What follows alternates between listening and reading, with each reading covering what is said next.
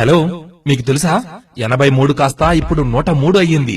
ఒకప్పుడు భారతీయులు ఆకాశంలోకి గాలిపటాలు, పతంగులు ఎగరవేసేవారు. ఇప్పుడు అంతరిక్షంలోకి ఒకే రాకెట్ తో 103 ఉపగ్రహాలు పంపబోతున్నారు. ఇది మన భారతదేశం గర్వించదగ్గ ప్రయత్నం. అయినప్పటికీ మన యువత చర్చ అంతా ఖైదీ నంబర్ 150, గౌతమిపుత్ర శాతకర్ణి, ఇంకా కాటమరాయుడు పైనే.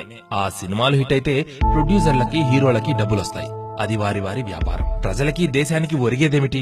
మన దేశం గురించి మనం ఆలోచించకపోతే ఇంకెవరు ఆలోచిస్తారు? ముందుగా ఒకే రాకెట్ తో 83 ఉపగ్రహాలని అనుకున్నారు. కానీ సెంచరీపై దృష్టి పెట్టి ఏకంగా 103 ఉపగ్రహాలను ఒకే ఒక రాకెట్ ద్వారా పంపబోతున్నారు. దేశానికి పేరు తెస్తూ దాదాపు 1500 కోట్ల రూపాయల ఆదాయాన్ని కూడా తెస్తున్న మన ఇస్రో శాస్త్రజ్ఞుల ఘనతపై సంబరాలు చేపట్టాలి.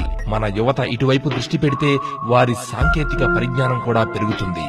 ప్రపంచ దేశాల యువత ఇదే విషయం గురించి చర్చించుకుంటూ ఉంటే ప్రయోగం చేయబోతున్న ఒక తెలుగు రాష్ట్రంలో కానీ, మన తెలుగు రాష్ట్రాల్లో ఆ ఊసే లేదు. ఇప్పటికీ పరిస్థితి మన చేతిలోనే ఉంది. తప్పక మన ఇస్రో ఘనతను ఈ ప్రపంచ నలుమూలల్లో ఉన్న తెలుగు మిత్రులకు చేరవేసే బాధ్యత మనదే అని మర్చిపోకండి.